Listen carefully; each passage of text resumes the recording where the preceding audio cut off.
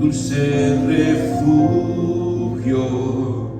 en la tormenta, es Jesucristo el Salvador.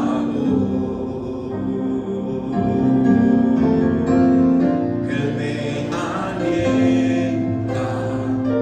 y me alimenta con su palabra y su amor. Dulce refugio es mi Señor, dulce refugio en la tormenta, es Jesucristo el Salvador. Él me alienta y me alimenta con su palabra y su amor.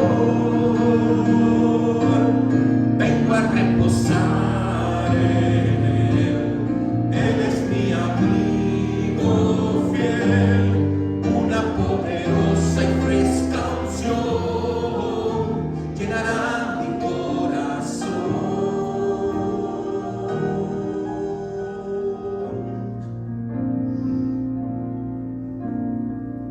Dulce refugio en la tormenta, es Jesucristo el Salvador.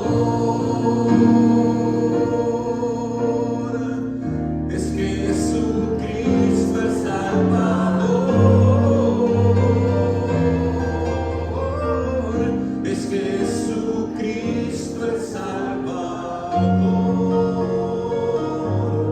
Hermanos, les invitamos a reflexionar sobre un pasaje que se encuentra en el libro de Hechos, el capítulo 2, los versos del 42 al 47, y dice así la palabra de Dios en el nombre del Padre, del Hijo y del Espíritu Santo. Y perseveraban en la doctrina de los apóstoles, en la comunión unos con otros, en el partimiento del pan y en las oraciones. Y sobrevino temor a toda persona, y muchas maravillas y señales eran hechas por los apóstoles. Todos los que habían creído estaban juntos y tenían en común todas las cosas, y vendían sus propiedades y bienes, y los repartían a todos según la necesidad de cada uno. Y perseverando unánimes cada día en el templo, y partiendo el pan en las casas, comían juntos con alegría y sencillez de corazón, alabando a Dios y teniendo favor con todo el pueblo. Y el Señor añadía cada día a la iglesia los que habían de ser salvos. Esta es palabra de Dios. Vamos ahora. Hay una serie en Netflix que se ha puesto muy de moda y creo que también está en otros lugares. Es la popular serie de Yellowstone, donde se habla de lo que es la vida rural de un ranchero en lo que es el norte de Estados Unidos. Y ahí se entretejen varias tramas a partir de la figura de este hombre, John Durham. Hay gente que se compra su sombrerito del personaje y todas las cosas, porque realmente la serie levantó mucho entusiasmo en algún momento. En esta serie se ve la vida de lo que es un rancho americano, con la cantidad de obreros que hay y las diferentes funciones que tienen que desarrollar. Y a la luz de un encuentro pastoral que yo tuve hace años, esto me hizo pensar en algo que yo aprendí en aquel retiro de pastores, donde hacían la comparación entre la figura del pastor y la figura del ranchero. Y allí nos hablaban, y fíjense ustedes que la imagen que ustedes tienen en los cuadros y todo, es que normalmente el pastor está solo. Y el pastor es el que se ocupa de todas sus ovejas. Puede haber situaciones en que esté acompañado por otros pastores, pero los pastores, cada cual se ocupa de sus ovejas y es responsable de sus ovejas. No es un trabajo en equipo. La figura del pastor es el que provee todo lo que la oveja necesita. Sin embargo, en aquel encuentro hablaban del ranchero. Y decía, el ranchero es un líder que tiene una cantidad de cabezas de ganado, pero que tiene una serie de obreros con cada una de sus especificidades que se ocupan de mantener todo funcionando. Desde aquellos que trabajan en la caballeriza y tienen los caballos alimentados, limpios, sus monturas, todo preparado. El que tiene que ver con el mundo de la veterinaria, los que saben enlazar, ¿verdad?, para el rodeo. Pero cada uno tiene su especificidad. Y el rancho funciona porque toda esa gente funciona. Y en aquel taller de pastoral, una de las cosas que nos hacían reflexionar era qué tipo de pastoral estás desarrollando tú. Porque eran solo pastores y te hacían pensar en tu espejo. Decían, ¿qué tipo de pastoral estás desarrollando tú? ¿Eres un pastor que te vas a ocupar de toda la grey? ¿O realmente tus estrategias son como las del ranchero, que usa equipos de personas para servir y para trabajar? Y realmente, si usted se pone a mirar el éxito de las iglesias, no es otra cosa que involucrar y tener gente dispuesta a asumir diferentes ministerios, porque el pastor no puede llegar a todas las áreas de la vida de la iglesia. Así que esta imagen nos ayuda a adentrarnos en el texto que tenemos en esta mañana y que es el texto producto del Pentecostés, de la visitación del Espíritu Santo en aquel día de Pentecostés en Jerusalén, donde dice el verso anterior que hubo 3,000 convertidos solo en la ciudad de Jerusalén.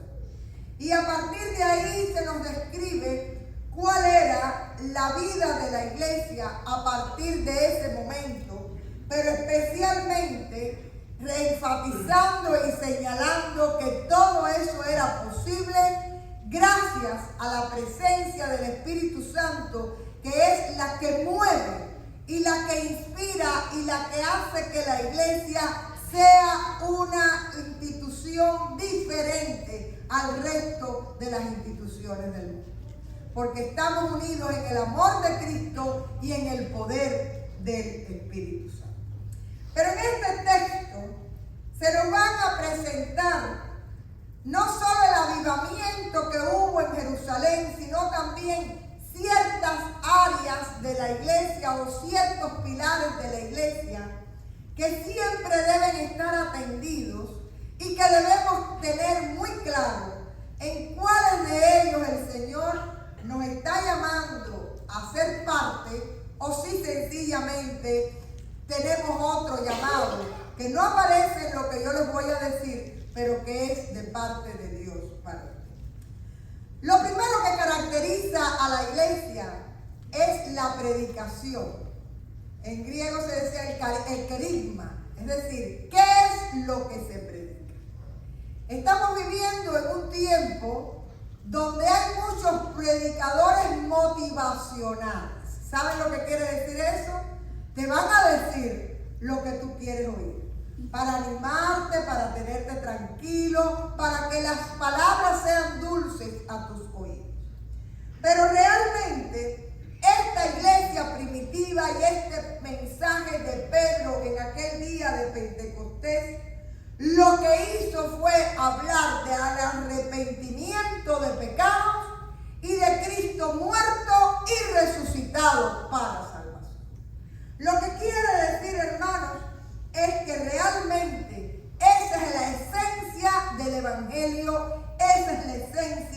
de la predicación. Dice 1 Corintios 1:23, nosotros predicamos a Cristo crucificado. A veces pensamos que es un tema que se ha quedado fuera de la moda de estos tiempos. Pero hermanos, es la esencia de nuestra fe y de nuestra salvación.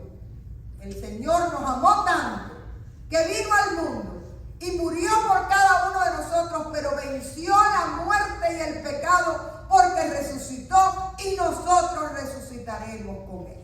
Es el resumen de nuestra fe y a Dios sea la gloria. Además, vemos aquí que además de la predicación, se desarrollaba un fuerte movimiento de enseñanza. Y la enseñanza para mí es la otra cara de la moneda de la predicación. Usted puede predicar y la persona puede recibir a través del Espíritu Santo la certeza de que esa palabra y que la salvación es para su vida, pero esa persona tiene que crecer, tiene que aprender, tiene que caminar en los primeros pasos y nunca dejamos de aprender en las cosas del Señor. Yo me gocé en estos días cuando alguien me llamó y me dijo que una persona que yo le regalé recientemente una Biblia y un aposento alto, el día que le regalé la Biblia y el aposento alto le di la primera lección. Buscas el índice, aquí están los libros, los números grandes son los capítulos, los números pequeños son los versículos. Hermanos, no todo el mundo sabe eso. Y hace unos días me llama esa persona y me dice, ella estaba buscando y se le había olvidado tu lección, pero para no molestarte me llamó a mí para que yo le rectifique cuándo es que tiene que buscar el capítulo y cuál es el versículo y cómo es que siguen todas las cosas.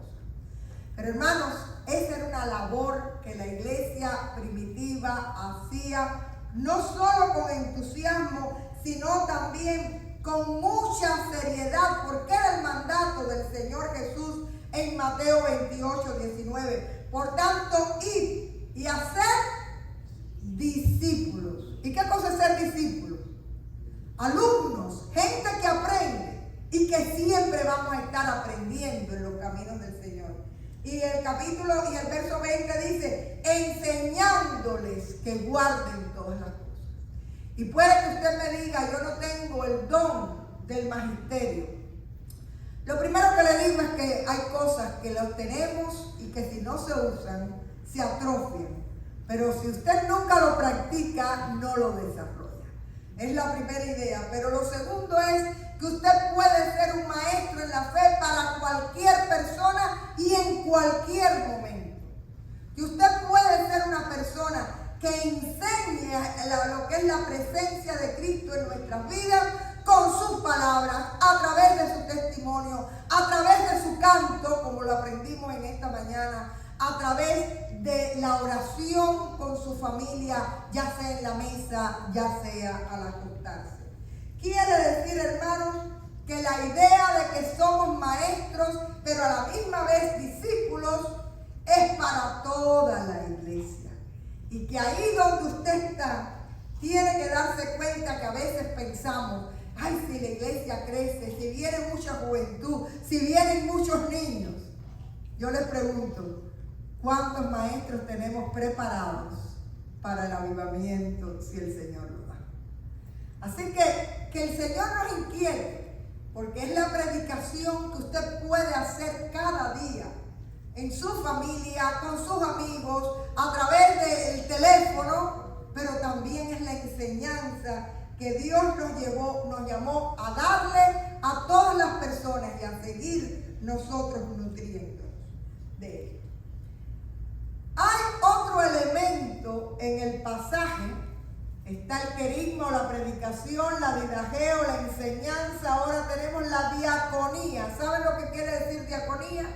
Servicio, compartir, ayudar, tener ojos para ver con los ojos de Dios la necesidad de los hermanos, lo que la iglesia necesita los unos de los otros. Y el diácono recibe un don especial de Dios, que es un corazón que realmente puede ver la necesidad y puede acompañar en los momentos difíciles a las personas.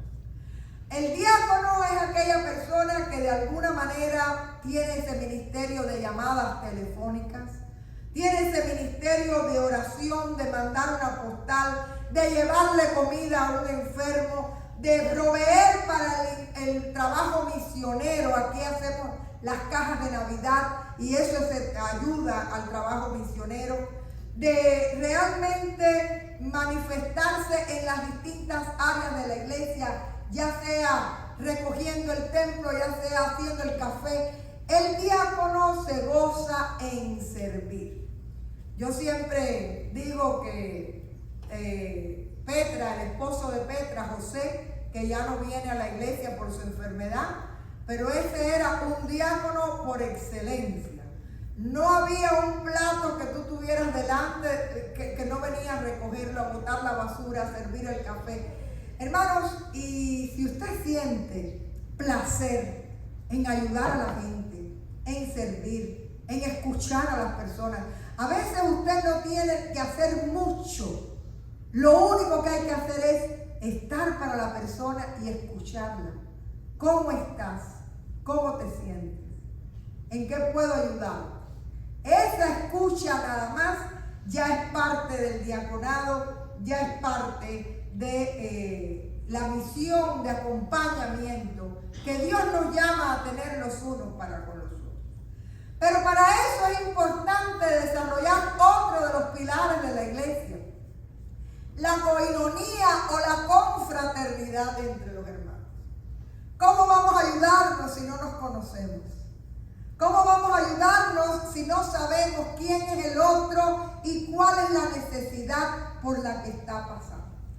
En estos días, en el culto de oración el mes pasado, habíamos dado algunos nombres de personas que había que llamar o visitar o mandar postales. Y alguien me dijo, bueno, y cuando lo llame, no me conoce, ¿qué le digo? Y yo le dije, que estás llamando a nombre de la iglesia y del culto de oración. Bueno, creo que ahora ya casi que son amigos porque se llaman por lo menos todas las semanas. Y ese es un ministerio tan lindo para que la gente no se sienta sola. Y también la gente tiene que aprender a también expresar cuáles son sus necesidades, porque no podemos adivinarlas, ¿verdad? Pero estar ahí para los demás, no solo que estén ahí para mí, yo también tengo que saber estar para los otros, para acompañar, para unir y sobre todo dice aquí, nos habla Corintios de que nosotros somos el cuerpo de Cristo y que el cuerpo de Cristo se conoce. Si me duele el dedo, todo el cuerpo sabe que te duele el dedo. Y aquellos que tienen dolores de artritis que me digan si es verdad o si no es verdad. Es decir, de alguna manera, cuando padece uno, dice 1 Corintios 12:26, todos los miembros se duelen con él. Y si un miembro recibe honra, todos los miembros con él se gozan. Vosotros pues sois el cuerpo de Cristo y miembros cada uno en particular. Hermanos, y hay una idea también muy linda. Dice que todos los días se unían para adorar. La adoración, el congregarnos como cuerpo de Cristo para darle la honra a Dios. Y fíjense que hay dos veces que se usa la palabra perseverar. Perseveraban en la doctrina, es decir, en la enseñanza correcta de las Escrituras, y perseveraban unánimes cada día en el templo, en la adoración. Qué bueno que nosotros también podamos ser una iglesia que persevera, no solo en la sana doctrina, sino también en la comunión de los unos con los otros. Porque ya en este momento la iglesia empieza a reunirse en domingo para celebrar la resurrección de Cristo. Así que esa gente que todavía eran un poco judíos, se reunían el sábado para celebrar el día separado por el Señor y se volvían a reunir el domingo para celebrar la resurrección de Cristo, porque todos venían en ese momento, todavía no había llegado el Evangelio al mundo gentil, todos venían del mundo judío propiamente. Y hermanos, cuando usted adora, no hace otra cosa que asombrarse de lo grande, de lo lindo, de lo fiel que es Dios en tu vida. Ese es el sentido de la adoración. No es venir solamente a rellenar el tanque espiritual para poder vivir la semana, cosa que es parte de la adoración. Lo primero es reconocer lo grande y lo hermoso que es Dios en nuestra vida y el privilegio que tenemos de conocerlo y de ser parte de su pueblo. Y como parte de la adoración, dice ahí también que oraban juntos. Y hay una cosa que siempre decimos y que se repite una y otra vez en el culto de oración. Una iglesia que no ora es una iglesia que le falta realmente el pilar fundamental, la esencia que sostiene el resto de la vida de la iglesia. Porque cuando somos un pueblo de rodillas, podemos ganar las mejores batallas y eso la iglesia lo necesita.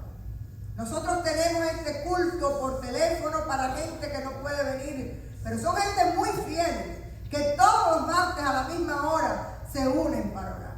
Hay un grupo que viene para orar en presencia, pero yo les he estado motivando y uno de mis sueños es que aunque sea con el aposento alto una vez a la semana, se puedan hacer pequeños grupos por WhatsApp de oración con el aposento alto, aunque sea 4 personas intercediendo juntos. Y la iglesia va a fortalecerse, las personas van a conocerse mejor y sobre todo vamos a poder disfrutar más aún la gloria de Dios en medio de nuestra comunidad de fe. Hermanos, no vamos a seguir detallando todos los aspectos de la iglesia primitiva, pero si solamente tuviéramos esto que hemos mencionado, primeramente la unción del Espíritu Santo que nos mueve y nos inquieta para podernos ofrecer en servicio y en entrega al Señor.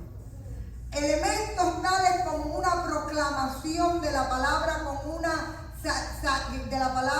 una doctrina sana, la doctrina de los apóstoles, la enseñanza, el servicio, la confraternidad, la adoración y la oración. Solo con estos pilares yo les puedo decir que ya usted tiene un espacio para escoger, Señor, ¿dónde quieres tú que yo te sirva?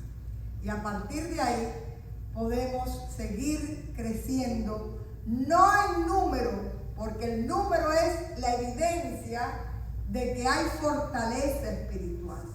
Nadie va a una iglesia vacía en el espíritu, porque eso no llena a nadie. La gente lo que busca en la iglesia es que hay un mover del espíritu y que realmente podamos sentir la presencia de Cristo hablando a nuestras vidas. Y eso lo podremos lograr una y otra vez en la medida en que nos sintamos motivados a mirarnos en el espejo de la iglesia de Hechos capítulo 2.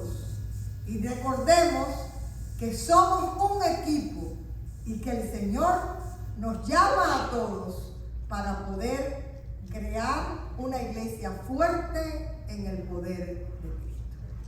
Esta semana vamos a tener nuestra escuela bíblica de vacaciones, solo 2 días, tratando de despertar un poco el espíritu de algo que ha quedado un poco olvidado. Si usted no puede venir el jueves, venga el viernes aunque sea, pero o venga uno de los 2 días, pero vamos a tratar.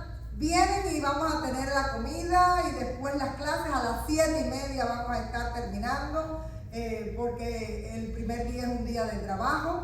Quiero ver si el viernes bailamos alguna danza folclórica, si hay gente que está dispuesta. Pero lo más importante, hermano, que aunque usted crea que no, el viernes en el juego de dominó hubo confraternidad, hubo coinonía, hubo gente que se conoció que nunca habían hablado en el templo y después se sentaron juntos en la mesa. Quiere decir que eso nos hace fuertes, porque ya usted es parte de esa vida para orar por ella, para acompañarle y sobre todo para uno al otro sostenernos en el camino de la fe. Tú no eres una isla, no estás solo. Dice un refrán que las ovejas paren ovejas, porque las personas vienen porque alguien les invitó. Pero lo más importante es que cuando ya estén aquí, usted sienta que es parte del pueblo y que usted es importante para Dios y para cada uno de nosotros. Que Dios les bendiga. Vamos ahora.